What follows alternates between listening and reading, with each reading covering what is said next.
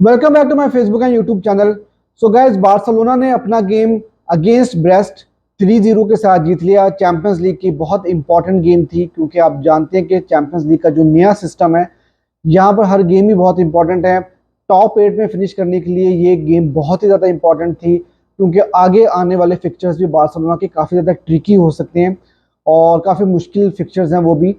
तो ये important game इसलिए भी था क्योंकि बार्सिलोना पिछली दो गेम्स में काफ़ी ज़्यादा स्ट्रगल करती हुई नजर आई थी ला लीगा में अगेंस्ट रियल सोसाइडेड, और सेल्टा वाला जो गेम था हमने ड्रॉ कर लिया था। तो उसके बाद एक कॉन्फिडेंस बूस्टर हमें चाहिए था और मेरे ख्याल में ये काफ़ी अच्छे तरीके के साथ गेम मैनेज की गई है हैंसी फ्लिक की तरफ से। तो इस वीडियो में हम इस गेम का ही रिव्यू करेंगे। वीडियो को आखिर तक जरूर देखिएगा और अगर अभी तक आपने मेरे चैनल को सब्सक्राइब नहीं किया, मेरे चैनल को भी सब्सक्राइब कर लीजिए और मुझे फेसबुक पे और इंस्टाग्राम पे फॉलो भी कर लीजिए।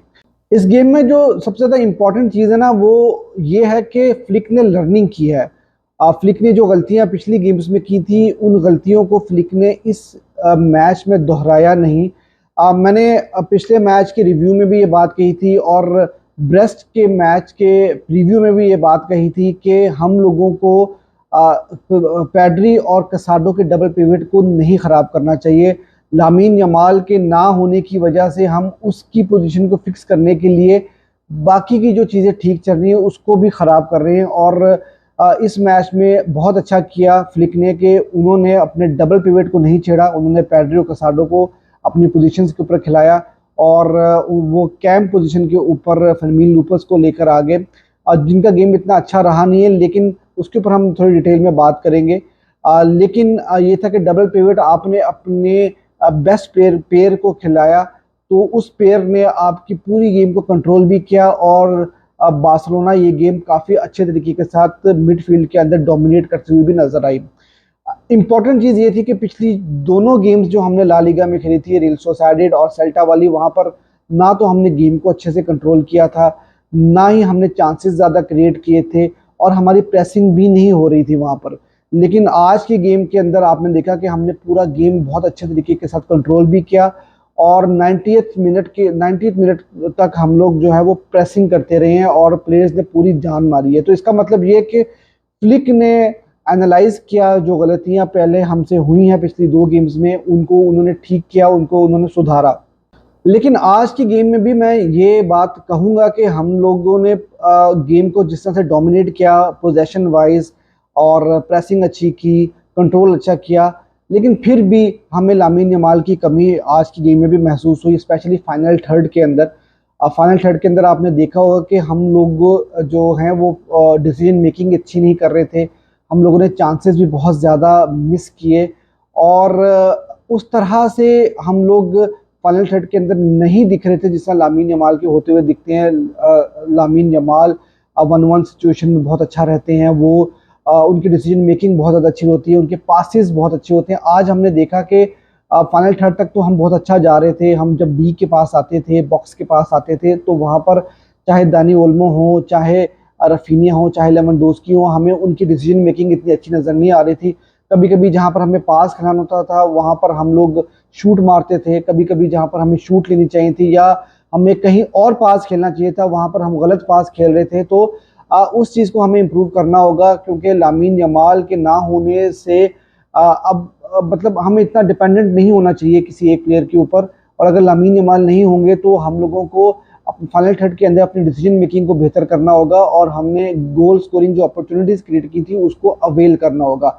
आज की गेम में अगर मैं बात करूं तो हमने चांसेस तो बनाए, लेकिन हमने चांसेस वेस्ट भी बहुत ज़्यादा किए और स्पेशली मैं फर्मीन लूपिस की बात करूंगा, उनका गेम काफ़ी ऑफ कलर नज़र आया, उन्होंने कुछ चांसेस मिस किए, उनकी शूट्स जो हैं वो ठीक नहीं जा रही थी और कॉन्फिडेंस की काफ़ी ज़्यादा कमी नज़र आई। तो आ, लेकिन ये है कि उनको जो कैंप पोजीशन के ऊपर खिलाया, आपको याद होगा कि बायर्न के अगेंस्ट और रियल मैड्रिड के अगेंस्ट भी उनको खिलाया गया था, तो वो प्रेसिंग बहुत अच्छी करते हैं और वो उन्होंने काम बहुत अच्छे तरीके के साथ किया, लेकिन ऑन द बॉल वो ज़्यादा अच्छे आज नहीं दिख रहे थे, आज काफ़ी ऑफ डे था उनका। लाइनअप पे बात करते हैं। लाइनअप में एक शॉक नज़र आया मुझे जब मैंने जेरार्ड मार्टिन को देखा, क्योंकि मैं एक्सपेक्ट कर रहा था कि आज हेक्टर फोर्ड स्टार्ट करेंगे। मीडिया में भी कुछ ऐसी ही रिपोर्ट्स आ रही थी कि हेक्टर फोर्ड को जो है वो प्रेफर किया जाएगा। लेकिन फ्लिक की एक अच्छी बात यह है कि वो अपने प्लेयर्स को कॉन्फिडेंस देना नहीं छोड़ते, और हमने यही चीज़ इनाकी पीनिया के केस में भी देखी कि इनाकी पीनिया को बहुत क्रिटिसिज्म मिल रहा था, और शेजनी को साइन करने के बाद हम लोगों ने यही सोचा था कि शेजनी ही स्टार्ट करेंगे जब वो थोड़ा फिजिकल फिट हो जाएंगे। लेकिन इनाकी पीनिया सारी बड़ी गेम्स खेल रहे हैं, ला लीगा हो, चैंपियंस लीग हो, और उनको एक पूरा ट्रांसफॉर्म कर दिया है फ्लिक ने। और जिरार्ड मार्टिन को आज हम सोच रहे थे कि वो शायद स्टार्ट नहीं करेंगे, स्पेशली पिछली गेम में उनका की गेम काफ़ी ख़राब रही थी, और हाफ टाइम पे जिरार्ड मार्टिन को फ्लिक ने जो है वो बाहर निकाल भी लिया था। तो हम ये सोच रहे थे कि जिरार्ड मार्टिन स्टार्ट नहीं करेंगे, लेकिन उन्होंने स्टार्ट किया। उसके अलावा सेंटर बैक पे इनीगो मार्टिनेज और कुबारसी थे, कुंदे राइट बैक पे थे, और आपकी मिडफील्ड के अंदर डबल पिवट में पैड्री और कसाडो थे। कैम पोजीशन के ऊपर या बिहाइंड द स्ट्राइकर जो है वो फर्मीन लूपस खेल रहे थे। राइट साइड पे रफीनिया स्ट्राइकर की पोजीशन के ऊपर नंबर 9 पे खेले थे लेवेंडोस्की, और ओल्मो लेफ्ट साइड पर खेले थे। अब यार अगर मैं इनाकी पीनिया की सॉरी मैं जिरार्ड मार्टिन की बात करूं, तो जिरार्ड मार्टिन का आज का गेम बहुत इम्प्रूव्ड गेम था, और उन्होंने आज डिफेंसिवली काफ़ी एग्रेसिव नज़र आए, काफ़ी कॉन्फिडेंट नज़र आए, काफ़ी ज़्यादा वो आज गेम के अंदर इन भी नज़र आए हैं, और उनकी आज रेटिंग भी बहुत ज़्यादा हाई नज़र आई है, और वो one of the best player थे आज आपके। तो यही वो चीज़ है जो कि हमें चाहिए एक बार्सिलोना के प्लेयर पे, बेशक वो बैकअप का प्लेयर ही क्यों ना हो, क्योंकि देखो यार बल्दे नो डाउट बहुत इंपॉर्टेंट प्लेयर हैं, आपके मेन लेफ्ट बैक हैं, लेकिन बल्दे इंजरी प्रोन भी हैं, और जब जब बल्दे नहीं होंगे तो हमें जिरार्ड मार्टिन या हेक्टर फोर्ड के साथ जाना होगा, और जब तक इन दोनों प्लेयर्स को कॉन्फिडेंस नहीं मिलेगा तो आप फिर सफ़र करोगे। और आज जिरार्ड मार्टिन का काफ़ी डिसेंट गेम था, और उन्होंने आज एक असिस्ट भी किया, और उनकी रेटिंग मैंने आपको बताया कि ऑलरेडी बहुत ही अच्छी थी आज की गेम के अंदर। तो इस तरह से आपको जो है अपनी टीम को जो है वो लेकर चलना है, अपने प्लेयर्स को कॉन्फिडेंस देना होगा, ताकि क्राइसिस के अंदर आपको इन्हीं प्लेयर्स के साथ जो है वो काम लेना है, क्योंकि आपका स्क्वाड ऑलरेडी बहुत ज़्यादा थिन है। कुबारसी का बहुत अच्छा गेम था, मैन ऑफ द मैच भी वो उनको मिला। उसके अलावा इनीगो मार्टिनेज काफ़ी सॉलिड थे। इनाकी पीनिया एक गोल उन्होंने कंसीड जरूर किया था, लेकिन ऑफसाइड हो गया था वो। कुंदे देखें, अगर कुंदे की मैं बात करूँ ना, तो कुंदे आपको थोड़े ऑफ कलर नज़र आ रहे हैं आजकल। उसकी रीज़न ये कि लामीन यमाल के साथ उनकी जो जोड़ी बनी हुई है वो बहुत ही कमाल की बनी है, और जब जब लामीन यमाल नहीं होते तो वो फाइनल थर्ड के अंदर काफ़ी ज़्यादा स्ट्रगल करते हुए नजर आते हैं। वो फाइनल पास उनका अच्छा नहीं होता, उनकी क्रॉसेज इतनी ज़्यादा अच्छी नहीं है, लेकिन डिफेंसिवली वो काफ़ी ज़्यादा सॉलिड आपको दिख रहे होते हैं। इंपॉर्टेंट चीज़ ये है कि पैड्री और कसाडो का डबल पिवट आने से आपने पूरी गेम को कंट्रोल किया, और पैड्री की क्या ही बात है भाई, म्यूजिशियन है वो बंदा, कमाल की उसकी परफॉर्मेंस थी। और कसाडो यार, मतलब जब वो डबल पिवट पैड्री और कसाडो का होता है ना, तो मतलब मज़ा ही आ जाता है। आप दूसरी टीम को मिडफील्ड के अंदर बहुत अच्छे तरीके के साथ डोमिनेट करते हो। फर्मीन लूपेस का मैंने आपको बताया कि फर्मीन लूपेस की गेम आज काफ़ी ऑफ कलर नज़र आए थे। वो ऑन द बॉल भी इतने अच्छे नहीं थे, डिसीजन मेकिंग अच्छी नहीं थी, और चांसेस उन्होंने 2-3 बहुत ज़्यादा मिस किए।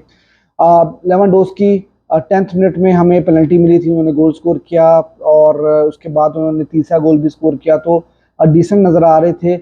लेकिन ये कि लमीन यमाल के हो जब जब लमीन यमाल होते हैं तो उस वक्त लेवेंडोस्की की परफॉर्मेंस भी काफ़ी निखरती हुई नज़र आती है।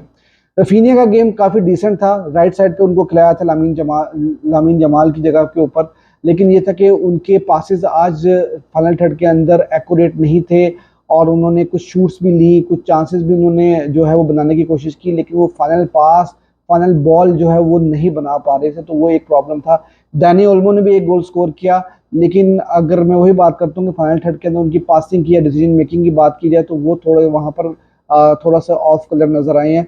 लेकिन अदरवाइज एक डिसेंट गेम था। बारसा को इस जीत की बहुत ज़्यादा ज़रूरत थी, कॉन्फिडेंस की बहुत ही ज़्यादा ज़रूरत थी। फिर मैं बात कर लेता हूँ बल्दे के ऊपर। बल्दे जब आए हैं तो बल्दे बिल्कुल टोटली उन्होंने जो है वो लेफ्ट फ्लैंक को चेंज कर दिया, डोमिनेशन दिखाई, और आपने देखा कि बल्दे ने ये साबित किया कि यार बल्दे ही आपके मेन लेफ्ट बैक हैं और पूरे लेफ्ट फ्लैंक को चलाने वाले प्लेयर हैं। तो उनके जितना भी उनको टाइम मिला काफ़ी डिसेंट उन्होंने परफॉर्म किया। उसके अलावा गावी आए थे दानी ओल्मो की जगह पे, और उनको ज़्यादा मिनट्स तो नहीं मिले, उनको ज़्यादा जज नहीं मैं कर सकता, लेकिन एक डिसेंट गेम थी उनकी भी। अब मैं बात करूंगा फ्रैंकी डियोंग के बारे में। या फ्रैंकी डियोंग ना, मुझे लगता है ऐसे ही है कि ज़्यादा ट्रस्ट अब बार्सिलोना की मैनेजमेंट उनके ऊपर कर नहीं रही है। उनको 88 मिनट के ऊपर लेकर आए हैं और उसके बाद उनको सिर्फ 3-4 मिनट ही खेलने को मिले हैं। और अभी भी फ्रैंकी डियोंग जिस तरह का पिछला गेम भी था वो ज़्यादा कॉन्फिडेंट नज़र नहीं आ रहे, फुली फिट नज़र नहीं आ रहे। तो मुझे लगता है कि फ्रैंकी डियोंग को अभी थोड़ा टाइम लगेगा एडजस्ट होने में, या मुझे लगता है कि मैनेजमेंट जो है वो अब सोच रही है कि शायद उनको सेल कर दिया जाए। ये तो अब आने वाला टाइम ही बताएगा। ओवरऑल एक बहुत इम्पॉर्टेंट गेम थी जो बार्सिलोना ने जीती, और ये गेम इसलिए भी ज़्यादा इम्पॉर्टेंट थी कि जब पिछली दो गेम्स आप वहाँ पर पॉइंट्स ड्रॉप करते हो तो आपको एक कॉन्फिडेंस बूस्टर चाहिए होता है, स्पेशली लामीन यमाल के बगैर आपने किसी भी गेम में 3 पॉइंट्स नहीं लिए थे। तो आज की गेम में 3 पॉइंट लेने के बाद आपको काफ़ी ज़्यादा आपकी टीम को कॉन्फिडेंस आया होगा। ये था मैच का रिव्यू। अच्छा लगा हो तो आप वीडियो को लाइक कर दीजिएगा, और अगर अभी तक आपने मेरे चैनल को सब्सक्राइब नहीं किया तो मेरे चैनल को सब्सक्राइब भी कर दीजिएगा।